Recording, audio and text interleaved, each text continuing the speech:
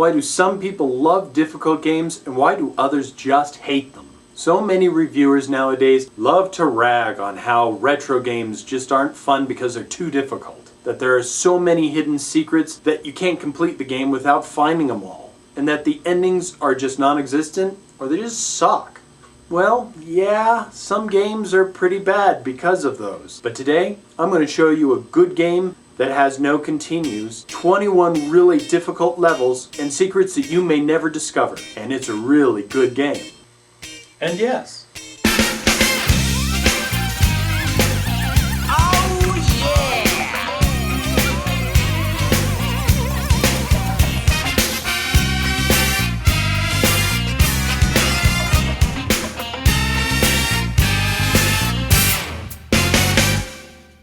Tōkaidō Gojūsan-tsugi was released by Sunsoft in 1986. Now it may look like another confusing Japanese game to you, but let's go further back in time to get the gist of it all. Just as all roads lead to Rome, the original 53 stations of the Tōkaidō was an actual major route that was established in 1601 to lead from the capital of Japan, Tokyo, to Kyoto, which was about 400 miles away. There were 53 rest stops along the way where travelers were required to present their traveling papers to government officials. Much like using passports today, but as if you had to use them going from town to town. So in this game, your character, Kantaro, has to make this long journey to Tokyo to see your fiancée. The 53 routes have been shortened to just 21, but regardless, the evil merchant Gonzaemon wants your secrets of fireworks making and will spare no expense to hire thugs to come and get you no matter where you are until you get home. Here's how to protect yourself. To jump, you press the A button. How high you jump depends on how long you hold it down for. To throw your fireworks, press the B button. You can lay one down for a timed explosion by stopping completely, pushing down, and pressing B. You can also throw fireworks while jumping. Like I said at the beginning, this game has no continues. So once you lose all your lives, it's game over and back to the beginning for you. No passwords, no save state. But don't let that scare you. Think about some of the other great games that came out that have no continues. There was some game that I was thinking of. It was lots of fun and had no save states. Oh, what was that game? It'll come to me eventually. So yes, starting over from the beginning is a pain in the tuchus, but that's where the rest of this game becomes innovating and interesting. See, at 20,000 points, you gain a 1-up, and so it's important to look for ways to gain points. Various enemies are worth different points, and so it becomes important not to avoid them, but to confront them. Also, there are hidden point boosters strewn throughout each level, like hitting this statue with your fireworks.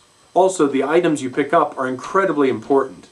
If you happen to get accosted by this lady of the night, she will slow you down and prevent you from jumping, but by paying her 4 koban gold coins, she'll leave you alone. And just like the lady, the ghost will attach to you and make you move slower as well, but by having an Ofuda amulet, that'll keep the ghosts at bay. Gaining 3 Ofuda will sometimes cause wooden geta shoes to fall from the sky. You can put these on and walk on the clouds. You keep them from stage to stage, but you'll lose them if you lose a life. This guy running the toll booth, he'll beat you up on sight, but if you have 6 gold coins, he'll let you pass. And if you have a passport, then you can pass by without even having to pay. And having a katana will protect you from a thief that would normally steal all your items. And if you find an onigiri rice ball, then Kantaro will turn into a ball and roll over his enemies until he comes to a complete stop. This game also has no timer, and having no timer really allows you to move around at your own pace, but things will start coming at you should you dilly-dally too long. Now I can praise this game all I want, but it's still going to face a lot of problems with today's players. For one, the 1986 graphics, it may be an eyesore for many younger players who are used to high-definition graphics. Also, some of the enemies are just really difficult and will follow you, and that can hinder you when you're high above them and you need to get down to ground level. Not knowing where certain power-ups, items, and specials are located can frustrate the young gamer. But this is what retro is all about. But it still might be a turnoff. So, to wrap things up, hardcore gamers and 8-bit enthusiasts will really like the challenging aspects of this game. It's definitely not something you can finish off in one sitting. This game is not going to be a walk through the park. Just getting past the third stage may be a challenge. But you really start to think to yourself, okay, one more time, I know I can beat this. While it really shows its age graphics-wise, it's colorful and each stage has its own personality. It really feels like you're traveling in a game world. Just as smooth as that other platforming game I can't remember. Secrets abound every time you play. You may keep coming back just to see if you can find them all. This game only has the Japanese storyline. There are no menus, so really anybody can play this right off the bat. This game is not difficult to find, but it may run you a sawbuck or two.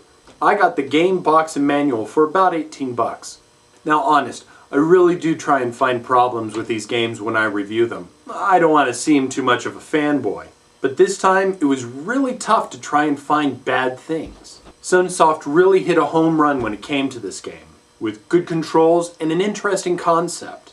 I really like this game in spite of its difficulty, and I think that you will too if you give it a chance. So thanks for watching, and be sure to leave written or video comments about what you thought of this episode, or other types of games that you might like to see me play in the future.